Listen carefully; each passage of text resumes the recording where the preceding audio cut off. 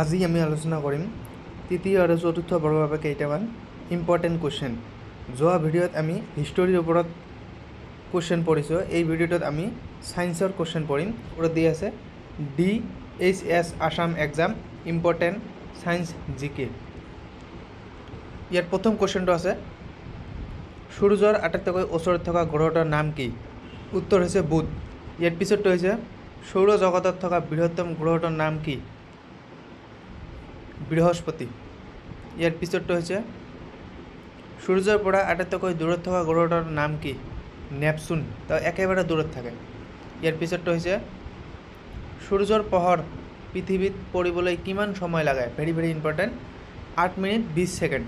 ইয়াৰ পিছৰটো দেখিম, কোন মাহৰ কোন তাৰিখে সূৰ্য আৰু পৃথিৱীৰ মাজৰ দূৰত্ব সৰ্বাধিক হয়? 3 জুলাইত। ইয়াৰ পিছৰটো দেখিম, সৌৰজগতৰ নীলা গ্ৰহ কোনটো? উত্তৰ হৈছে পৃথিৱী। ইয়াৰ পিছৰটো পঢ়িম, ছুপাৰ নভা কি? এটা পপীয়া তৰাৰ নাম। ছুপাৰ নভা হৈছে এটা পপীয়া তৰাৰ নাম।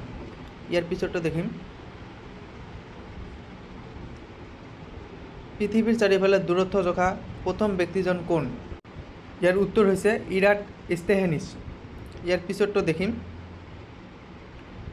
কোন চনত প্ৰথম বাৰৰ বাবে মানুহ মহাকাশত খোজ দিছিল? 1961 চনত, অৰ্থাৎ 1961 চনত। ইয়াৰ পিছৰটো দেখিম, ভাৰতৰ ৰাকেশ শৰ্মাই মহাকাশত কোন চনত খোজ দিছিল? ভাৰতৰ পৰা প্ৰথমবাৰৰ বাবে ৰাকেশ শৰ্মাই মহাকাশত খোজ দিছিল। তেওঁ কিমান চনত দিছিল? 3 এপ্ৰিল 1984 চনত দিছিল। ইয়াৰ পিছৰটো দেখিম, বিশ্বৰ প্ৰথম মহাকাশচাৰী কোন আছিল? বিশ্বৰ প্ৰথম মহাকাশচাৰী আছিল ৰাছিয়াৰ হয় ইউৰি গাগাৰিন। ইয়াৰ পিছৰটো দেখিম, প্ৰথম মহিলা মহাকাশচাৰী কোন আছিল? বিশ্বৰ কৈছে, যদি ইয়াত ক'লহেঁতেন প্ৰথম মহিলা মহাকাশচাৰী ভাৰতৰ কোন আছিল, তেনেহ'লে হ'লহেঁতেন কল্পনা চাওলা। যিহেতু ইয়াত বিশ্বৰ কথা উল্লেখ কৰিছে যে প্ৰথম মহিলা মহাকাশচাৰী কোন আছিল, ইয়াৰ শুদ্ধ উত্তৰ হ'ব ৰাছিয়াৰ ভেলেণ্টিনা তেৰেস্কোভা, 1964 চনৰ 16 জুনত। ইয়াৰ পিছৰটো দেখিম, মহাকাশলৈ যোৱা প্ৰথম প্ৰাণীটো কি? ইয়াৰ শুদ্ধ উত্তৰ হৈছে লাইকা নামৰ কুকুৰ। ইয়াৰ পিছৰটো দেখিম, কিহৰ বাবে তাজমহলৰ অস্তিত্বৰ প্ৰতি ভাবুকি স্বৰূপ হৈ পৰিছে? ছালফাৰ ডাই অক্সাইডৰ বাবে। ছালফাৰ ডাই অক্সাইডৰ বাবে। ইয়াৰ পিছৰটো হৈছে, অণুজীৱবিদ্যা মাইক্ৰ'বায়'লজিৰ ই কিহৰ বিষয়ে অধ্যয়ন কৰে? উত্তৰ হৈছে সূক্ষ্ম অণুজীৱ। ইয়াৰ পিছৰটো দেখিম, আধুনিক বংশবিদ্যাৰ পিতৃ কোন? বেটিছন। ইয়াৰ পিছৰটো দেখিম, প্ৰাণী দেহত লৌহৰ অভাৱ হ'লে কি হয়? এনিলিমা হয়। ইয়াৰ পিছৰটো দেখিম, ভেৰি ভেৰি ইম্পৰ্টেণ্ট কুৱেশ্যন, কোষৰ আৱিষ্কাৰক কোন? Robert Hooke. Very very important question. ইয়াৰ পিছৰটো হৈছে, আমাৰ দেহত কিমান লিটাৰ তেজ লাগে? প্ৰায় 5 লিটাৰ।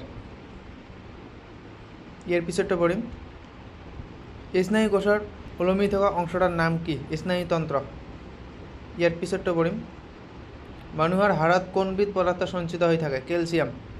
ইয়াৰ পিছৰটো দেখিম, জীৱৰ আটাইতকৈ গুৰুত্বপূৰ্ণ লক্ষণটো কি? প্ৰজনন। ইয়াৰ পিছৰটো হৈছে, প্ৰাপ্তবয়স্ক লোকৰ স্বাভাৱিক নাড়ী স্পন্দন কিমান? 72 বাৰ। ইয়াৰ পিছৰটো ভেৰি ভেৰি ইম্পৰ্টেণ্ট কুৱেশ্যন, কি ভিটামিনৰ অভাৱৰ বাবে মানুহৰ কুকুৰি কণা হয়? ভিটামিন এৰ অভাৱ হ'লে। ইয়াৰ পিছৰটো দেখিম, অৰিজিন অফ স্পেচিছ নামৰ গ্ৰন্থখন কোনে ৰচনা কৰিছিল? ডাৰউইনে। চাৰ্লছ ডাৰউইনে। ইয়াৰ পিছৰটো দেখিম, এক্স-ৰে ৰশ্মিৰ কিহেৰে গঠিত? আলফা কণাৰে গঠিত। ইয়াৰ পিছৰটো দেখিম,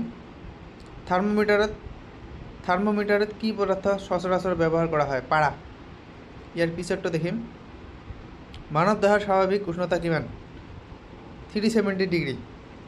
আজিৰ ভিডিঅ' এইখিনিয়ে। ভিডিঅ'টো ভাল লাগিলে লাইক কৰিব আৰু সদায় এনেধৰণৰ ভিডিঅ' পোৱাৰ কাৰণে চেনেলটো ছাবস্ক্ৰাইব কৰিবলৈ নাপাহৰিব।